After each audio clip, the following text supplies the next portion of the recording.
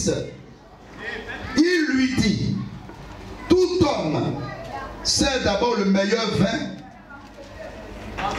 Tout homme sait d'abord le vin, le bon vin, j'allais dire. Le bon ou le meilleur. Ou encore, dans d'autres versions, c'est l'excellent vin. Tout homme sait d'abord le bon vin. Ou quelqu'un peut remplacer le bon par quoi? Le meilleur vin.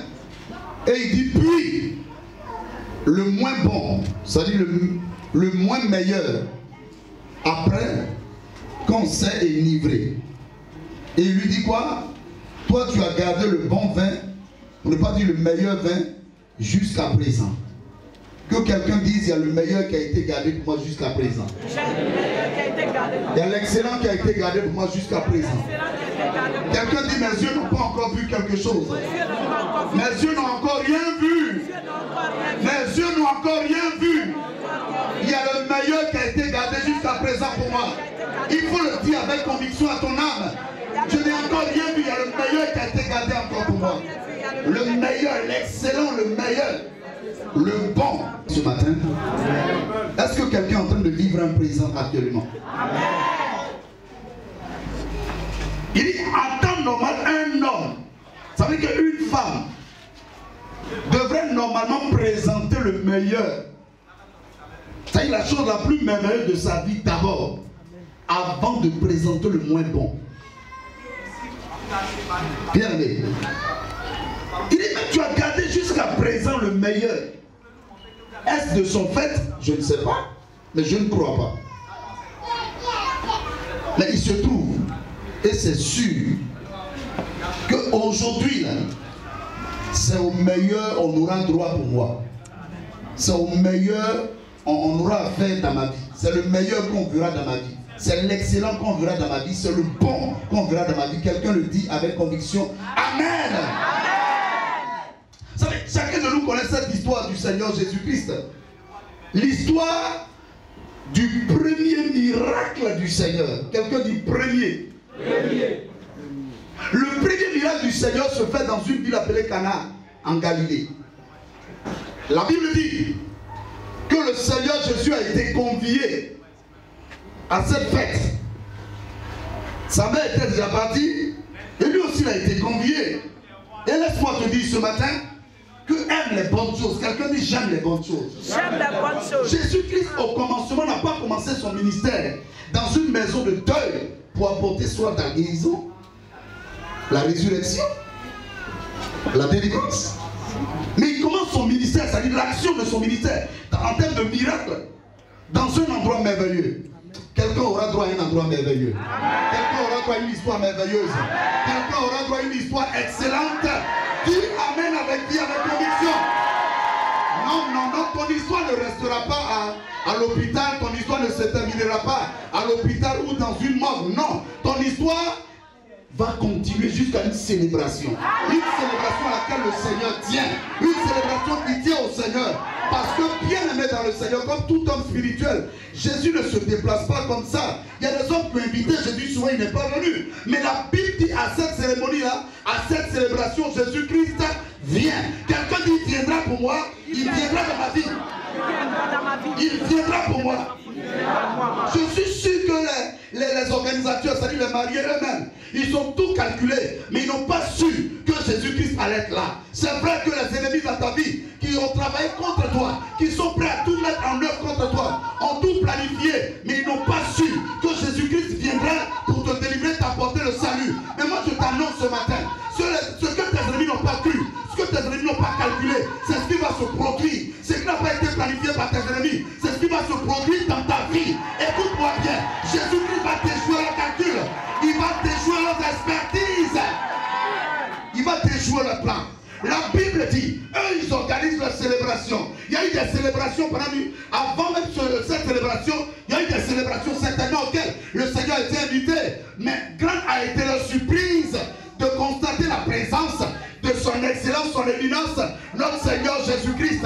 Écoute-moi bien, je te parle ce matin pour t'annoncer la venue de son excellence, de son éminence, le Seigneur Jésus-Christ dans ta vie. Quand il viendra, et les pronostics seront déjoués. Quand il viendra, et les plans seront déjoués. Quand il viendra, tes ennemis remueront la langue. Ils retourneront la langue. Ils retourneront la langue.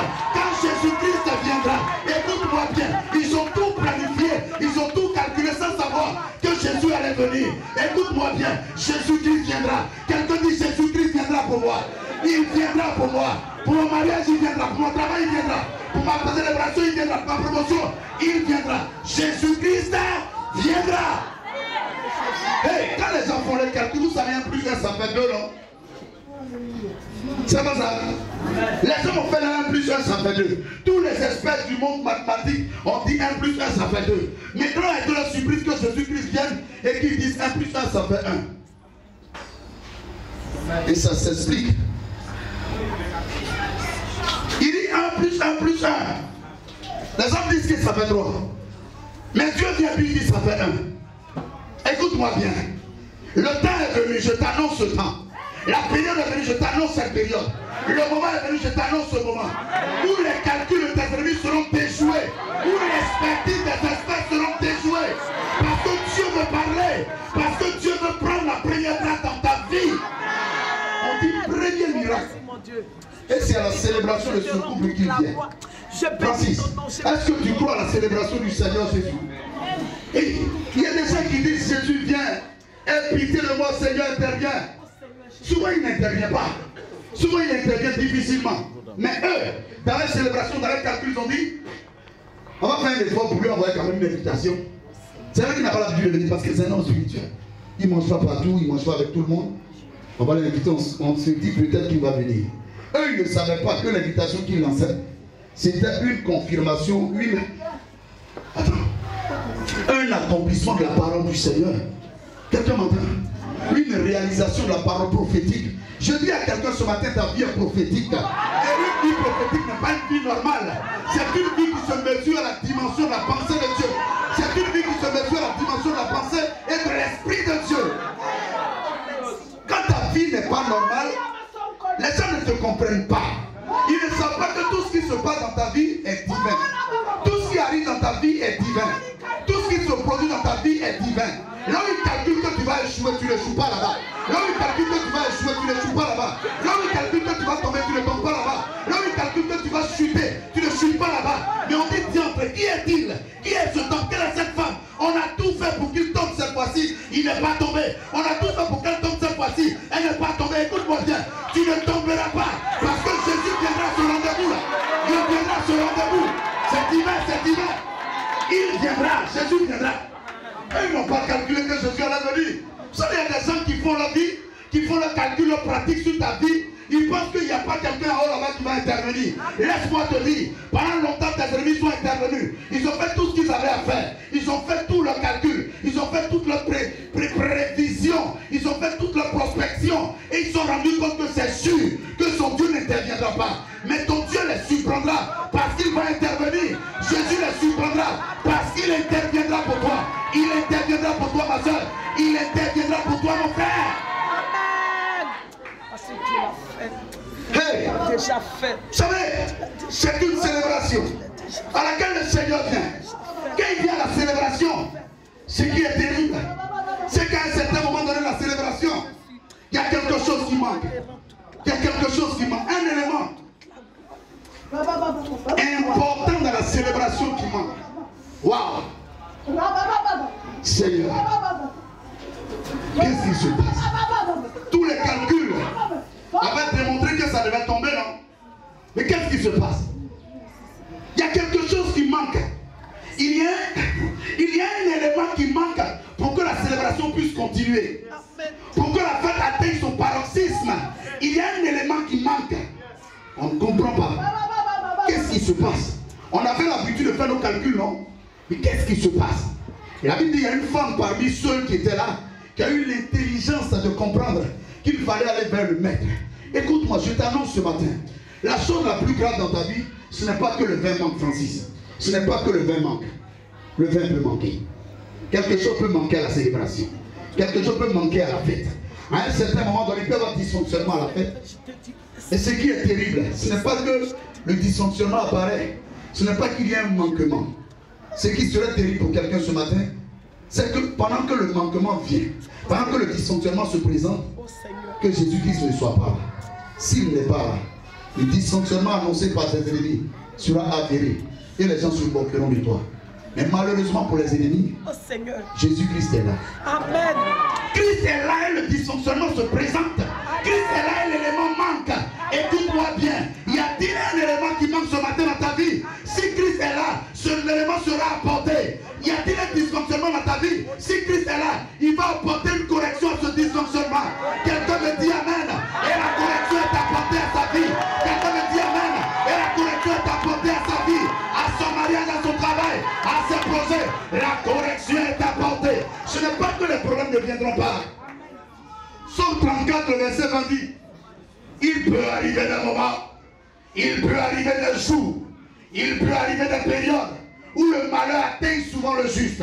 On n'a pas dit que le malheur ne viendra pas, mais il peut arriver des moments où le juste soit atteint par les malheurs. Les malheurs peuvent arriver dans la vie du juste, mais ce qui est sûr, ce qui est évident, ce qui ne peut pas passer inaperçu, c'est que l'Éternel qui est là-haut, l'Éternel qui est son Dieu, l'en délivrera toujours. Quel que soit le malheur, Jésus-Christ l'en délivrera. Ça veut dire quoi? Le juste que tu es ce matin peut être atteint par un malheur, peut être atteint par un dysfonctionnement, peut être atteint par un raté. Écoute-moi bien, si Jésus n'est pas là, le dysfonctionnement, le raté, elle sera perçu au vu aux yeux de tous. Mais quand Jésus-Christ vient, il vient réparer quelque chose. Je t'annonce la présence, je t'annonce la présence, l'apparition de ce Jésus qui va réparer ce dysfonctionnement. Parce qu'il y a un meilleur qui reste pour toi. Ta vie n'est pas terminée, frère. Ta vie n'est pas terminée, sœur. Ils n'ont pas fini. Attends, Jésus, Dieu n'a pas fini de dire un mot sur ta vie. Ta vie n'est pas terminée. Ton travail et tes projets ne sont pas terminés. Oh mon Dieu, je bénis ton nom. Jésus est là. Vous voyez ce qui se passe. Ils avaient l'habitude de faire le calcul. On dit pour un mariage de 100 personnes, voilà tel nombre de litres de vin qu'on doit apporter. Et là, je vais encore blesser quelqu'un. Ce n'est pas le vin alcoolisé. Non, non, non. C'est le vrai vin. Le vrai. Selon Ecclésiaste, le chapitre 10, le chapitre 10, le verset 19, on dit le repas est fait pour se divertir, n'est-ce pas? L'argent répond à tout, mais le vin rend joyeux. Je te parle d'une joie indescriptible que les hommes ne pourront calculer, les hommes ne pourront expliquer. Une joie qui anime une femme ce matin, et puis elle a un lit seul.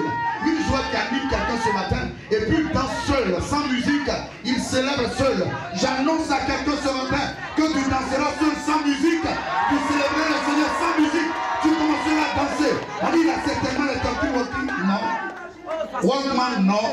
Des écouteurs, non. Il y a une musique qui résonne dans son esprit, qui l'amène à danser. On dit, ma soeur, tu es folle. Elle dit, oui, je suis folle du Seigneur Jésus-Christ, qui est capable de faire de grandes choses dans ma vie. Écoutez-moi bien. Et la Bible déclare que ce qui manquait était un élément catalyseur dans la joie qui devait être produite au cours de cette célébration. C'était le vin. Écoute, ce n'est pas le vin alcoolisé, mais c'est le vin sans alcool. Sans alcool, je ne bois pas.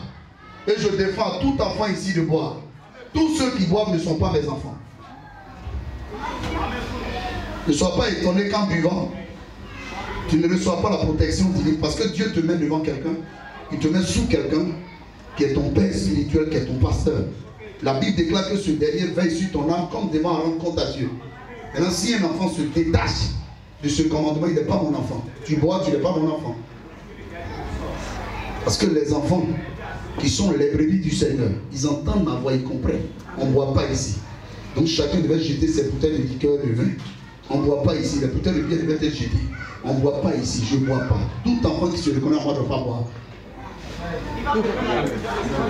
Comme un vin sans alcool, c'est ce vin-là qui apporte la joie. Parce que le vin qui a de l'alcool à l'intérieur, c'est un vin qui apporte la nudité. Que c'est un vin qui amène quelqu'un à être fou.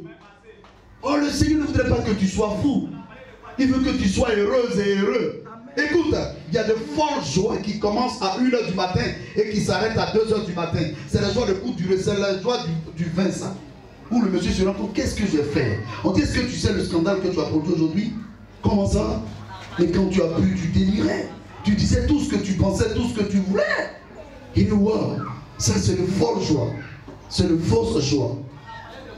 Mais la joie dont je te parle ce matin, écoute-moi, la bonne joie dont je te parle ce matin, la Bible déclare, c'est la joie que le Seigneur Jésus a apportée. Écoutez, il fallait que cette joie première, qui n'était pas une joie totalement parfaite, finisse et atteigne son niveau le plus.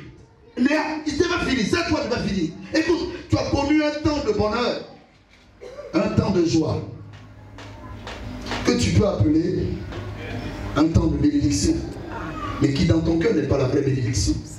Oh, j'ai eu la paix du Seigneur, j'ai eu la paix qu'à un certain moment de la vie. Non, ce n'est pas la vraie paix. Tu t'es mis dans un scénario, parce que tu t'es intronisé acteur dans ta vie, tu as balisé autour de ta vie comme si ta vie était un film. Tu as fait de ta vie un film et tu t'es mis dans un semblant de joie qui n'était pas une joie. Le Seigneur le sait. Quand il arrive à la fête, quand il voit les hommes, quand il voit les mariés, les gens sont heureux. Non, ce n'est pas la vraie joie. Vous savez, il y a des gens qui cachent, derrière les vêtements, qui cachent, derrière certaines célébrations, leur malheur, leur angoisse, leur tristesse. Jésus-Christ le sait. Tu m'entends ce matin, Jésus le sait.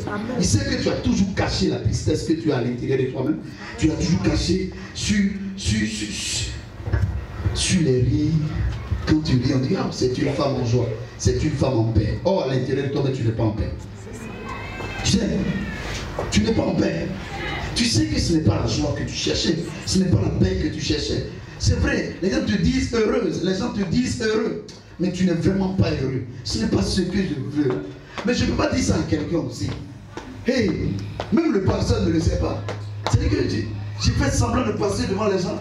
Je dis, je suis bien habillé, mais à l'intérieur de moi, je suis rongé par un mal. Oh, Jésus-Christ le sait. Vous savez, quand il arrive à cette célébration, les gens sont en train de célébrer, en train de rire, ils boivent le vin, qui donne la joie. Mais cette joie-là, il sait que c'est une joie éphémère. C'est une joie qui va passer dans quelques heures. Parce que ce n'est pas une joie de longue date. Écoutez, c'est une joie que le diable a fini par reprendre dans le cœur.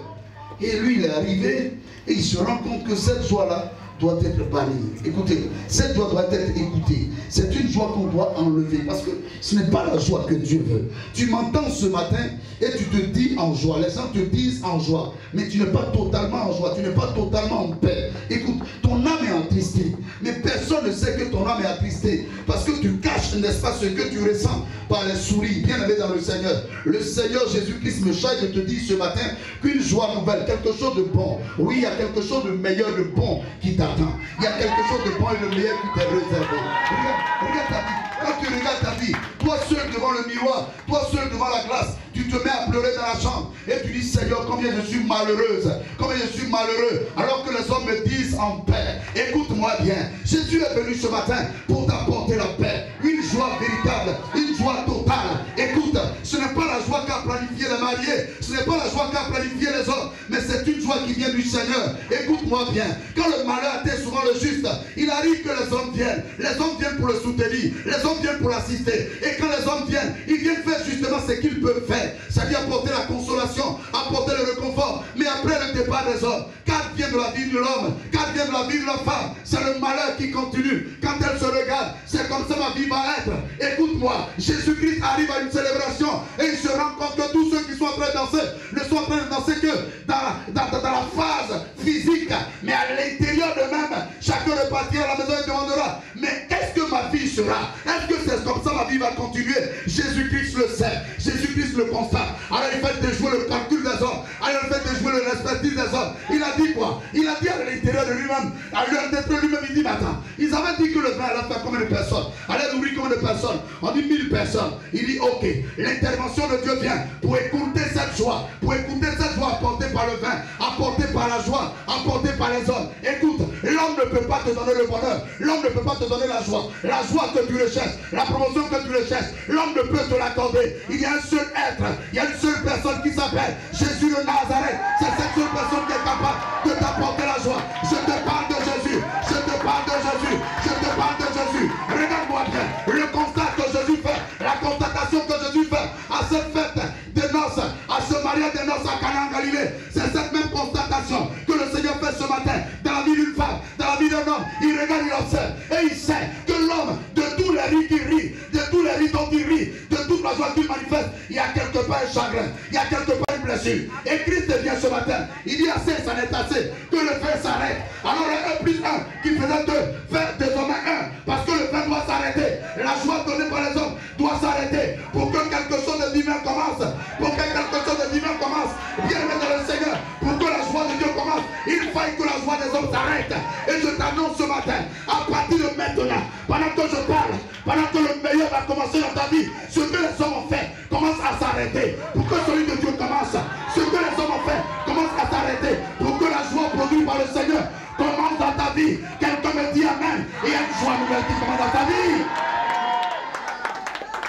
La Bible dit, elle a l'intelligence, c'est bien devant. Elle dit, le vin manque. Écoutez, ne rentrez pas dans le débat de Jésus à parler mal à sa mère, non. Jésus, c'est un fils trop bien élevé. On parlait mal à sa mère, loin de là. Alors elle dit, faites ce qu'il vous dira. Alors qu'est-ce qu'il dit? Il dit, remplissez d'eau ces vases, chose qu'ils vont faire. Alors quand il finit de remplir, il prie certainement. Et puis il dit, servez à l'organisateur. La Bible dit, quand l'organisateur prend le vin, le premier vin, il goûte. Il va nous marier. Il me dit, qu'est-ce que tu vas faire? Il me dit, comment?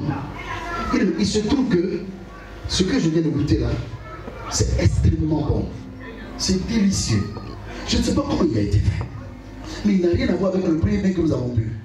Le marié à qui on demande ne sait même pas ce qui s'est passé.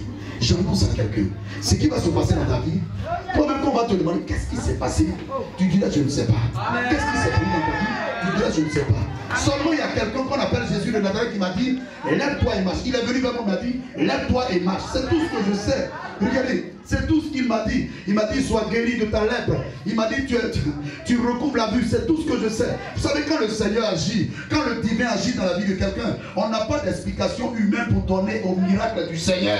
Je parle à quelqu'un ce matin. Les mariés ne savent même pas quelle explication donner à l'organisateur. C'est eux les mariés, c'est eux qui ont donné les fonds pour l'organisation de leur mariage. Ils ne savent pas ce qui s'est passé à la dernière minute. Je te parle d'une dernière minute. Je te parle d'un temps présent. Je te parle d'un temps de maintenant. Où le Seigneur, ton Dieu, va intervenir miraculeusement dans ta vie. Où le malheur va se changer en bonheur. Où le malheur va se changer en bonheur. Où le malheur va se changer en bonheur. Il est temps pour toi faire. L'organisateur dit, tu sais, ce que tu devais faire, c'était de nous donner le bon vin d'abord. Le bon vin d'abord. Mais ta vie devait commencer par produire un miracle. D'abord, on aurait voulu voir dans ta vie une acclamation. Ça nous aurait poussé à venir vers toi. Mais regardez, quelqu'un qui commence à vivre par acclamation, généralement il n'attire pas beaucoup d'hommes. On dit elle est née dans l'argent. Elle est née comme ça. Mais je te parle du témoignage de quelqu'un qui souffre, qui est éprouvé, qui ne sait même pas où est-ce qu'une porte va s'ouvrir dans le travail. Parce qu'on a tout balisé autour de lui, on a tout fermé autour d'elle. Il ne sait même pas comment ça va se passer. Et souvent il pleure. Et dans ses pleurs, souvent vous savez, le malheur attire beaucoup d'hommes. Les gens viennent. Les gens viennent. Parce qu'on ne comprend pas. Pourquoi cet homme souffre tant? Pourquoi cette femme est si éprouvée? Les gens viennent, là viennent. Tu sais ce que le Seigneur fait? Le Seigneur attend que ce que tu vis puisse attirer beaucoup de personnes. Le nombre de personnes aussi important, grand nombre. Parce qu'il voudrait que ce que tu es, ce que tu seras, puisse être porté à la lanterne de plusieurs, à la connaissance de plusieurs. Donc on dit, attends, qu'est-ce qui s'est passé? Pour que toi-même tu dises là, non mais je ne sais pas. On doit arrêter ça. Qu'est-ce que tu dis là? C'est vraiment ce qui s'est passé. On dit, attends, qu'est-ce que tu fais? Monsieur le marié, tu es l'organisateur de ton mariage. C'est toi qui m'as donné les moyens à moi. Au fait, moi l'ordonnateur du repas, je travaille sous la supervision de ce que toi tu me donnes. Quand tu m'as dit que tu as invité 500 personnes, tu me produis la nourriture, tout ce qu'il faut pour 500 personnes, et moi je dispatche et je distribue. Mais qu'est-ce que tu viens de faire? Il se trouve que dans mon organisation, dans mon dispatching, dans ma distribution, il se trouve qu'il n'y a pas eu un vin d'aussi meilleure qualité que celui-là. Une joie aussi grande que celle-là. Qu'est-ce qui s'est passé? Explique-moi. Je vous assure, cette scène on peut la reproduire ce matin. Le mari me dit, tu dis quoi? Il dit non, le vin que je viens de goûter là, c'est le meilleur vin. C'est le vin le plus excellent. Et je te dis à toi le marié, depuis que nous sommes arrivés ici, jusqu'à présent, c'est le meilleur vin. C'est la meilleure nourriture. C'est la meilleure consommation qu'on a faite. Écoutez-moi bien. Je te parle d'un temps présent dans lequel le Seigneur va se glorifier dans la vie de quelqu'un. Quand ce temps présent arrive, les ennemis ont tout parlé, ils ont dit c'est terminé pour lui. Les ennemis ont tout parlé, ils ont dit c'est fini pour lui. Nous sommes à un temps présent pour la vie d'une femme. Nous sommes à un temps présent pour la vie d'un homme. Laisse-moi te dire, le temps présent qui se passe maintenant, c'est le temps de Dieu pour toi. C'est le temps de l'intervention divine de Dieu pour toi. C'est l'intervention de Dieu pour toi.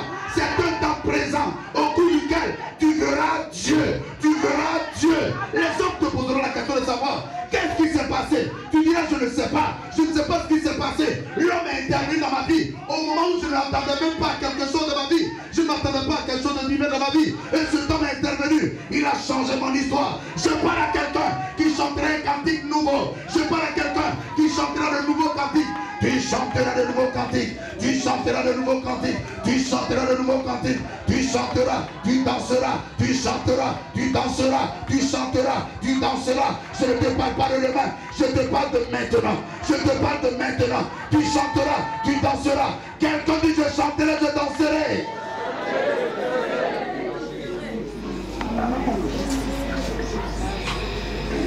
Tu ne sais pas comment les gens font pour danser.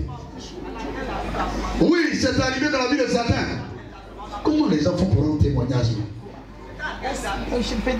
Comment les gens font pour s'arrêter devant et puis ils témoignent des bienfaits du Seigneur?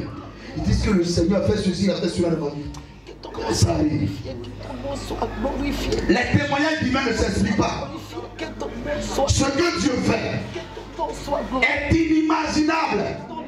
Ce que Dieu fait ne s'explique pas. Hey! Même ton père ne saura l'expliquer. Même ta mère ne saura l'expliquer. Tes amis les plus proches, les plus intimes ne sauraient l'expliquer. Ce que Dieu fait est inimaginable. Ce que Dieu fait est incomparable. Ce que Dieu fait est indescriptible. Le mari avait la bouche ouverte. Il dit mais tu me parles de quoi? Ce que Dieu fait, frère. Si l'homme arrive à expliquer l'homme de Dieu, c'est qu'il devient Dieu. Moi je vous assure, Dieu n'est pas sur la terre. Dieu aussi est, personne n'a vu Dieu. Mais nous le voyons au travers de sa parole que nous prêchons. Écoute-moi, nous voyons Dieu au travers de sa parole que nous prêchons, que nous annonçons. Si quelqu'un a pu expliquer un miracle de Dieu, si quelqu'un a pu décrire exactement ce que Dieu a fait dans sa vie, de A jusqu'à Z, sans même se dire, attends, qu'est-ce qui se passe là? Je n'en reviens pas. C'est que ce n'est pas Dieu qui agit. Quand Dieu fait, que ton nom soit élevé, que ton nom soit élevé, que ton nom soit élevé, que ton nom soit élevé, que ton nom soit élevé. Est-ce que je suis pas en train de dormir? Oh Seigneur mon Dieu, que ton nom soit élevé. Je te parle d'une joie. Vous savez, l'émotion, quand elle anime des gens, ils font des gestes sans le savoir. Ils font des choses sans le savoir. Regarde, jusque là tu viens de la présence de Dieu, tu calcules tes pas de danse. Tu danses de façon classique, de façon organisée. Mais tu sais quand Dieu fait, il y a des pas de danse qui sortent de l'extraordinaire. Tu ne sais pas où c'est quitté. La Bible déclare que la vue de l'Alliance, les pas que David a manifestés étaient des pas extraordinaires.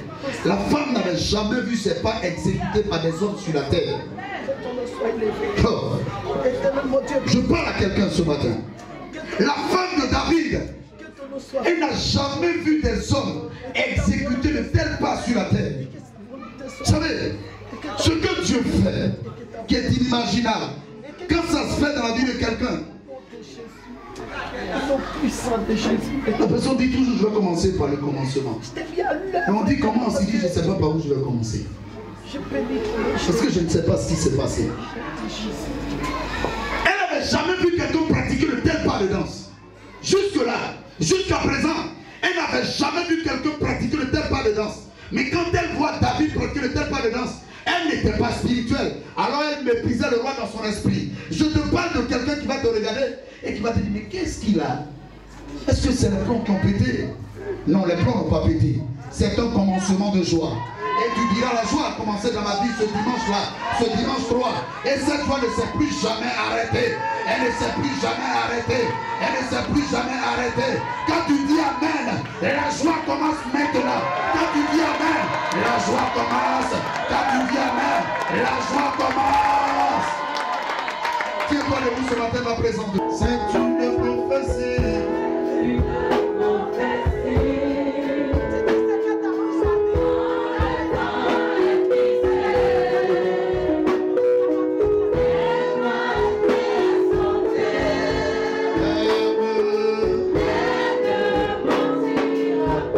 C'est une